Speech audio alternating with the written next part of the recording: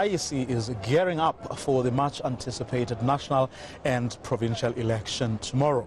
Over 26.7 million people have been registered to vote. They'll be choosing between 48 political parties, a record for South Africa. For more on tomorrow's election and the IEC's state of readiness, I'm now joined by the Chief Electoral Officer, Mamabolo. Good evening, sir. Thanks very much for your time. Now, the past 2 days, today and yesterday, your organization said was in many ways a trial run for tomorrow. How did that go? We are very happy with how the process went. Of course, still have a couple more hours indeed to go. Yeah, indeed. The overall, a good performance. And it has laid a solid basis for us to start well tomorrow morning. We've built a good momentum over the past 2 days. We've tested our logistical arrangements, and all indications are pointing to the fact that tomorrow morning we'll have a good start, and stations will open on time at 7 and so remain until 9 p.m. Of course, I mean, there were some reported incidents. Couple of ballot boxes found somewhere, a couple of people who said they were turned away. Have you been able to sort of look into those as to whether they won't be repeated tomorrow?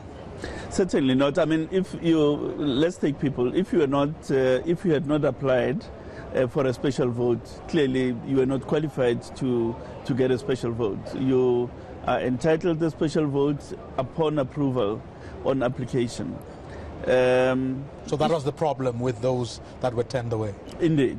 It would have amounted to an irregularity had we allowed people who have not applied to cast special votes. So that needed to be obviated at all costs.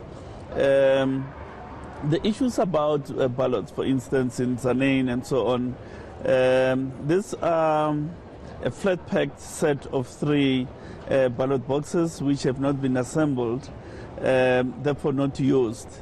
They were lost during transportation by one of our local officials. We regret the fact that there was such an occurrence because it impugns, in a sense, the process. However, no irregularity has emanated from that occurrence. And so on. What I think we need to concentrate on is the positives of the past 2 days, and positives which we are taking into the process tomorrow. And that is, voting stations will open. We will administer the electoral process in terms of the prescripts. We will work flat out from tomorrow evening to ensure that in the shortest possible time there's a result. And we're going to do that transparently. You will receive the results at the same time as we receive them, at the same time as they are projected here on the screen. And those are the elements that are going to carry this election through.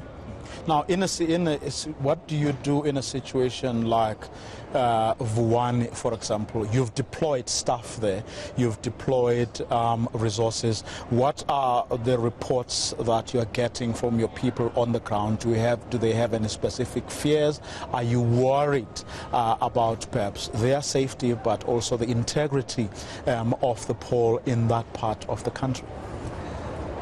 We've been working in the area over the past 2 days, and we've managed almost to complete the special votes, and we hope that tomorrow we will be operational, because protest has its own space in a democratic dispensation, but protest cannot triumph over the rights of people to vote. So to the community leaders, we want to reiterate the point that open the political space so that those who want to participate in the electoral process can do so without let or hindrance. And we call upon our partners in the security services cluster that let's enforce the Electoral Act to the extent that there may be attempts to block people from participating. Surely if you don't want to participate and you make a conscious decision about it, you are entitled to that.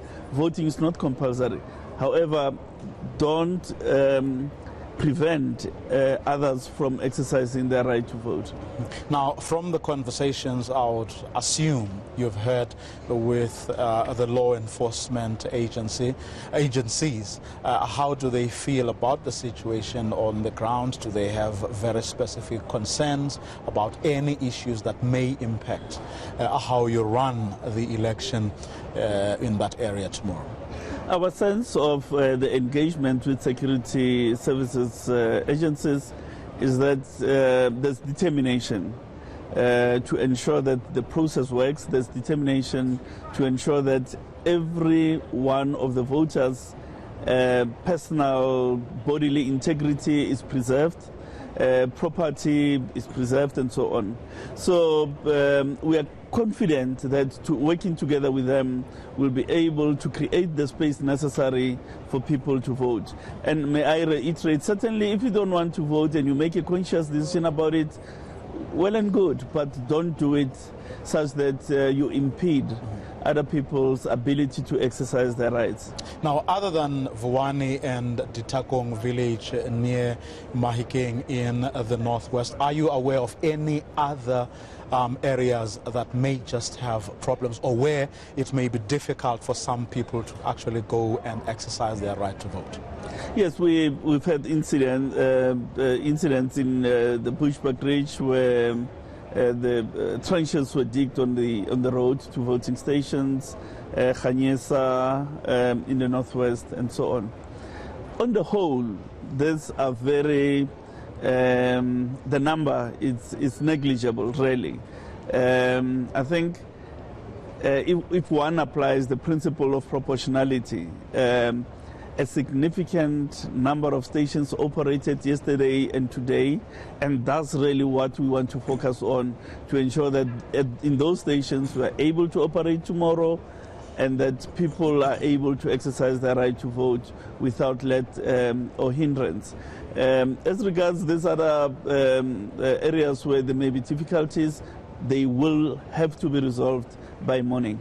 And as things stand, 16 minutes before 8 o'clock on this Tuesday, any other issues that you may be dealing with, disputes or complaints lodged or anything like that, anything that may just affect the integrity of the election tomorrow?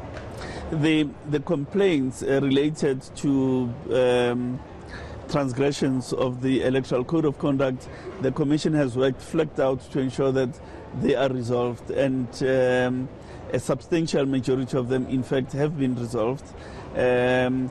Over there, my colleagues are dealing with logistical challenges that have been experienced during the election process, like perhaps the ballots are arriving late and so on, and we intervene. And so those are not necessarily objections. They are issues that need to be tracked and resolved.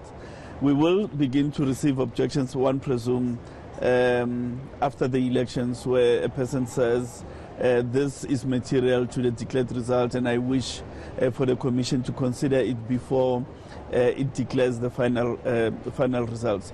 But should that materialize, we have the capacity through our legal section to evaluate whatever objection is made and to advise the Commission appropriately. That's where we're going to leave it for now. Thanks very much for coming through. The IEC's Chief Electoral Officer, Mamabolo.